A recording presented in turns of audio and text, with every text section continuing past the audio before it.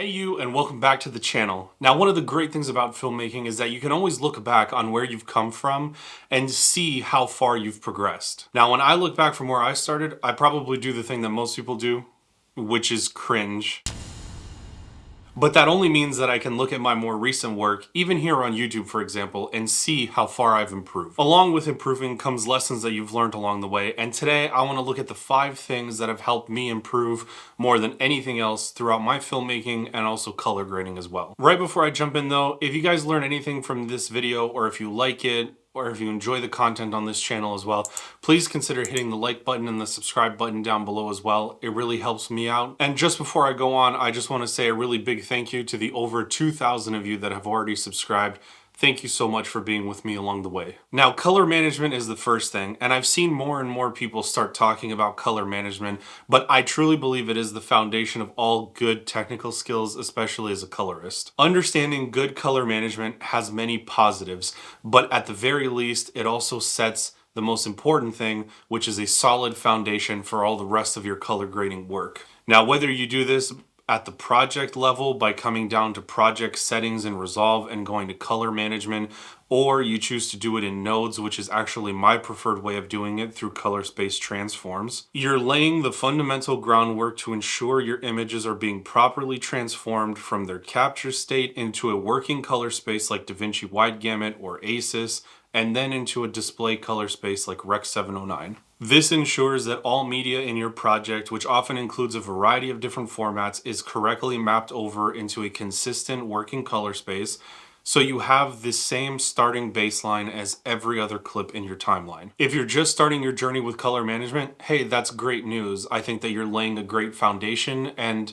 I also have a lot of other videos up on the channel talking about color management as well, and I'm sure this is going to be one of the topics that we continue covering as we move forward as well. For now though, I encourage you to pick one style and keep with that consistently until you learn the foundation and the basics of color management, whether that's something like DaVinci Wide Gamut and DaVinci Intermediate or ACES, but pick one and stick with that until you learn the basics. On this channel, you'll more than likely see me working in DaVinci Wide Gamut because it's one of the easiest and the largest color spaces, and it's also very familiar to a lot of people, whether you watch my channel or other channels as well, but I do also like to work in ACES as well. The format doesn't matter so much as long as you understand the fundamentals and the basics behind it and how to apply it regardless of what format you choose to work in. You can then apply that to whichever flavor of color management you like, whether that's DaVinci or ACES or any other intermediate color working space that you'd like. Another thing that really helped me in my color grading journey was learning look development, even at a very basic level. Then taking all of the stuff that I was learning about look development and applying it to my grades as well. Now, I would say color grading as a general topic has 2 distinct branches in it. One of it is focusing on the artistic, creative color grading part of it, and then the other branch focusing on the more look development, technical, mathematical side of color grading. There are colorists who know how to do both, but most of the time you'll probably see colorists focusing on one specific area, whether that's the actual color grading itself or the look development part. That's an area that you can definitely explore if you're interested, and that's a very wide range of topics to get into look development, but understanding the basics can help you understand, for example, what the basics of a film look are, and learn how to emulate or add those things into your color grading and make it look good as well. That's an area that you can definitely explore if you're interested, but knowing the basics and experimenting around in Resolve can help you better understand what you're doing in color grading as well. And you'll be able to understand, for example, what gives a film look its signature look, and create your own version that you can incorporate into your color grading right in Resolve. For example, being able to draw your own S-curve, contrast curve, giving your image that highlight roll-off look and the lifted blacks, which is typical of a film look. Or, like I covered in my previous video, being able to mess around with the HSV color space for your saturation in order to impart some subtractive saturation to your images. I also have a video on my channel where I previously talked about split toning and being able to draw custom curves to boost the warms in your highlights and push some cool tones into your shadows. All of these being parts of a film look that you can play around with and push or pull back on to give your image a unique look that you developed. These are all part of look development using just the tools you have available to you within Resolve. If you want to dive further into that, it'll eventually take you beyond Resolve into other programs, but learning the basics and understanding why you're doing them is a great start. Practice these things and do them consistently from project to project, sticking with the same look at the beginning and then evolving it as you go along. And eventually you'll see your unique looks start to evolve and take shape in your color grading as well. The third thing that really helped me out was learning how color grading fits into the overall color grading pipeline, and even broader than that, the post-production pipeline. Now, of course, it's part of post-production and you're working with footage that was shot during the production phase of your project, but learning to think of color grading as one piece of that post-production pipeline helps both your own work and also being able to work with other vendors during that pipeline process. And the more useful you are in knowing how to do these things will make you more valuable on your productions as well. Now, even if you don't work with any other vendors or any other people in your projects, and let's say you exclusively just work alone, for example, making YouTube videos, then this section may not necessarily apply to you. But even later on, when you choose to work with just an editor, let's say, you're gonna have to figure out how to round trip these things back and forth from them to you and back possibly, and that's gonna involve learning this pipeline. Later on, if you work on bigger projects with more vendors, this pipeline will only expand to include other things like VFX, for example, but the principles that you learn now, you can carry with you even if the project expands. This is why understanding my first point about color management is so important. If you want to move up in your filmmaking career, eventually you're going to have to start working with other people because it is such a collaborative medium.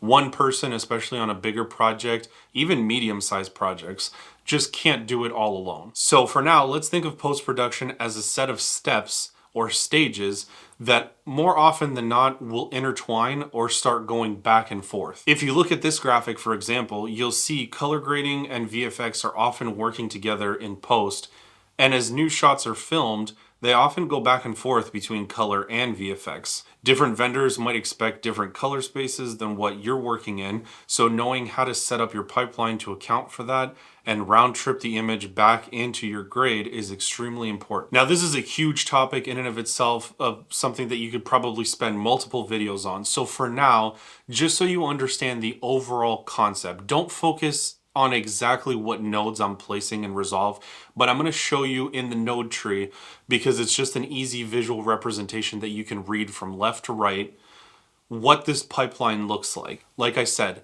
the nodes themselves don't particularly matter. It's more so just the concept and the principle of the thing that you need to pay attention to so that you can apply it in more specific later on. Initially though, your project starts from a camera space that captured the image. In the case of this image, it's airy log. That's going to have to be converted to a working color space so that my images are properly color managed and I can use all of my tools and LUTs if I so choose. They all expect a particular color space and they return back to me the same color space. This is also why I choose to do all of my color grading in nodes with color space transforms. Now, whether you do it in project settings or in nodes with color space transform, you're doing the exact same thing, just laid out in a different way. If I drop my CST on my first node by going up to the top right and looking through my effects panel, I'll go from Airy Wide Gamut and Airy Log C to DaVinci Wide Gamut and DaVinci Intermediate. By doing this, I'm now in a working, or what Resolve sometimes calls a timeline, color space. If I add another node by hitting Option or Alt S, it adds a serial node, and I'm essentially now grading in a log color space since my first node transformed my image into DaVinci Wide Gamut. Remember, these are visual representations of the process and not the exact nodes you're going to be using, but seeing it laid out from left to right was very useful for me, so just follow the concepts for now. I'll label my first node in and my second node grade. The second node represents where all of my color grading will take place in the process. These are the clip level grades I'll do. If I add another node after that by hitting Alt S again, I'll label this one Look. This is where I'll do my overall look, like I talked about in my last point, and this usually applies to the whole timeline. As of right now, I still haven't moved from DaVinci Wide Gamut, so I'm still grading in my working color space. The last part of this post-production process is the output, so I'll again add another node, and since we're color managing in nodes, I'll grab my CST again and add it to this last node. Here on this one, I'll label it out. If you've been following the process and know a bit about color management, you know that now we need to transform our working color space, DaVinci Wide Gamut, into a color space our monitors and our video players can reproduce. In most cases, that's going to be Rec. 709 for online use. So the input is going to be DaVinci Wide Gamut, DaVinci Intermediate, since that's what we're coming from, and that's what my first node transformed the camera footage into, and out into Rec. 709 Gamma 2.4. So here we have the complete color grading pipeline if we were working alone. If you understand this, you're actually like 90% of the way there. Now we need to just add some additional stops along the way to complete the pipeline. For example, back here after our initial transform and before the rest of my color grading, I might need to send this out to have VFX done. So if I add a stop here, we're going to need to do two things. Transform out to whatever they need and transform back into what we need. So to visualize that, I'll add 3 nodes to represent the process. The first one I'll label out to VFX, and the third I'll label from VFX. In the middle is their work that they're going to be doing on the VFX side, or at least the representation of. So how do we get out to VFX and back in? Well, if you understand color management, it's going to be the same way we got to our working color space and out to Rec. 709 in this upper part of the pipeline you see up here, which is the color grading pipeline. And we do that with color management. I'll do this quick once again, just to illustrate the process. What you transform into doesn't so much matter, so don't get hung up on that as much as understanding the process. I can send this out from DaVinci Wide Gamut to say ACES Linear, for example, and when I get it back, I know I need to convert from ACES Linear back into DaVinci Wide Gamut, since that's what I need for my color grading pipeline. So one of the easy things that you can do is Command C and Command V to copy paste this first transform node here from my out to VFX to my last node here, which is from VFX. And then you can hit this nice little button here that DaVinci Resolve has added, which says swap. And you'll notice 2 things. 1, it swapped my initial node.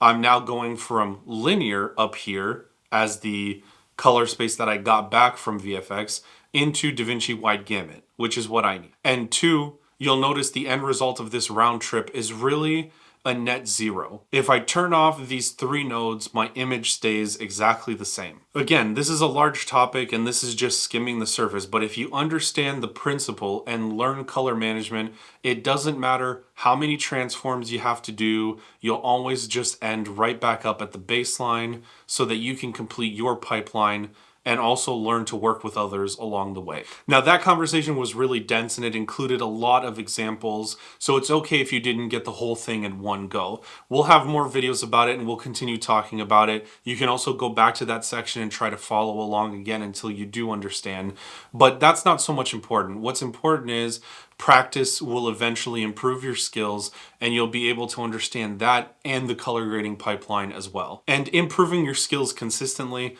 is the next point that I want to make. When I started putting my effort into researching, listening to, and then applying the skills that I needed in color grading and filmmaking, that's when I noticed the biggest leaps and advances that I was making in my own work. One of the things that I've learned along the way is that you can only learn so much in theory before you actually need to start applying it. In filmmaking, you tend to hit a ceiling of theoretical knowledge, and then you need to start applying it in order to actually improve and get better. It's one of those areas where you need to have a lot of practice behind it. Skill and theoretical knowledge can only take you so far. Then it becomes a matter of actually practically applying the things that you've learned and learning how to get around certain obstacles as you go along. And the more practice you put in, the better you'll become, because you'll make mistakes along the way and then you'll learn from those mistakes so that you can improve. My advice, if you're just starting out, even in color grading, is to source good quality shots. Now, whether that's from other filmmakers, stuff that you've shot on your own,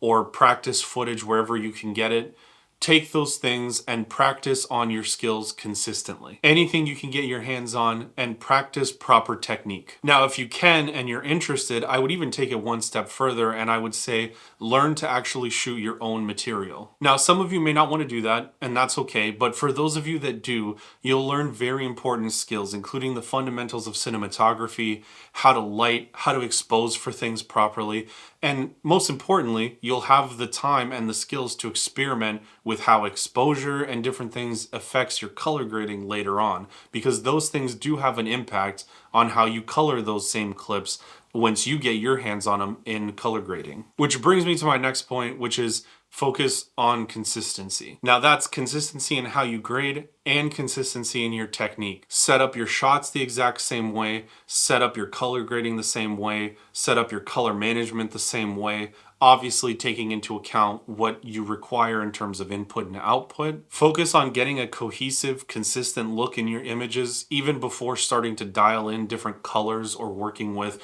split toning and all that stuff.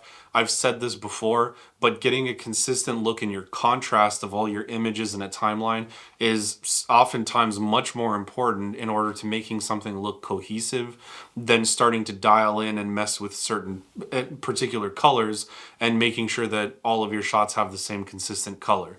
Because as humans, we're more sensitive to contrast than we are to specific colors. The important part is that I practiced that and focused on getting that consistent before I started experimenting with different kinds of looks. All right, so we covered a lot in this video, but those are the 5 main things that have helped me out throughout my journey. Hopefully you can take these 5 concepts and apply them to your work, or at least build out a plan to start applying these things so that you can improve consistently as well. If you stick to it and practice and remain consistent, I know you'll improve your looks just like I have. If you like this video or you learned something, don't forget to hit the like button and the subscribe button down below as well. Until next time, go out there and create something. La de vedere.